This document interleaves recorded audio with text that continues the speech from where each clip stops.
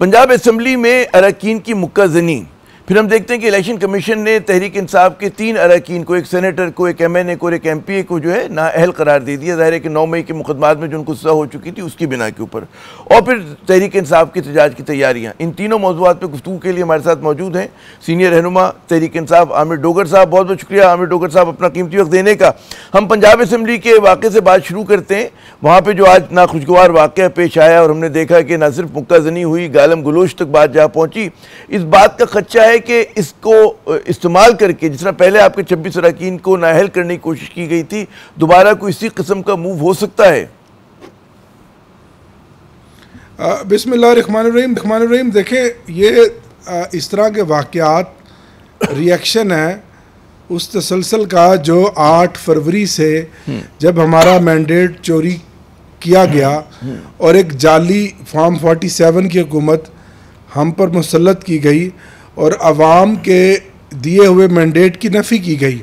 और फिर मामला यहीं तक नहीं रुका, बल्कि इसके बाद हमारे 3 अरकान कौमी असम्बली एहसान विक साहब, बिलाल इजाज साहब और राना फराज नून साहब को असम्बली में कुछ महीने गुजारने के बाद री काउंटिंग के ज़रिए ट्रिब्यूनल्स ने डिस्क्वालीफाई किया और अपने 3 MNAs PMLN ने जितवा कर असम्बली में बिठा दिए।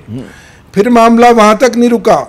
उसके बाद आपने देखा कि 26वीं तरमीम के अंदर 5 अरकान कौमी असम्बली की वफादारियाँ तब्दील कराई गई और 5 से 6 अरकान असम्बली को उठा लिया गया। और फिर मामला यहाँ तक नहीं रुका।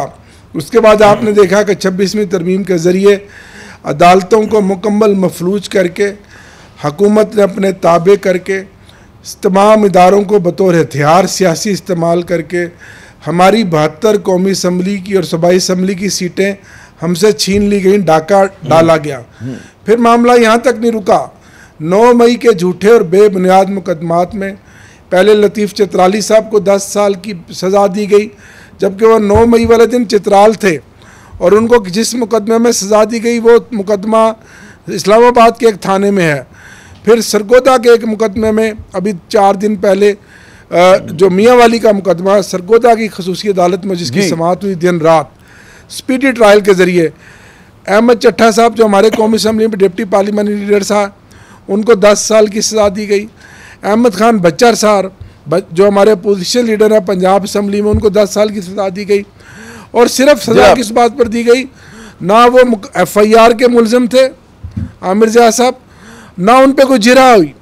और जब इस्तगासा ने उनको, जब बाद में प्रोसिक्यूशन ने उनको उसके अंदर उनके 2 नाम डाले, तो हमारे वकला ने जज साहब को कहा कि इन 2 के ऊपर भी हम सफाई के गवाह भी पेश करना चाहते हैं और इसकी हम बहस करना चाहते हैं। तो जज ने कहा भरी अदालत में कि ना इनके ऊपर प्रोसिक्यूशन ने कोई एविडेंस दी है, ना कोई इनके ऊपर सरकारी गवाह आया, ये तो नाम बस इन्होंने खाना पूरी के लिए डाले हैं, मुझे आप इनको रहने दें। जनाब मैं बात मुकम्मल करता हूँ। और जब मुकदमे का फैसला सुनाया गया तो फैसला ये सुनाया गया कि जनाब, क्योंकि इन्होंने प्रेस कॉन्फ्रेंस नहीं की और इन्होंने इनकार नहीं किया कि ये PTI से इनका ताल्लुक नहीं है, लिहाजा PTI के ताल्लुक की बुनियाद पर एक डिप्टी पार्लियामेंट्री लीडर कौमी असम्बली अहमद चट्ठा और एक अपोजिशन लीडर पंजाब असम्बली को 10 साल की सज़ा दी गई।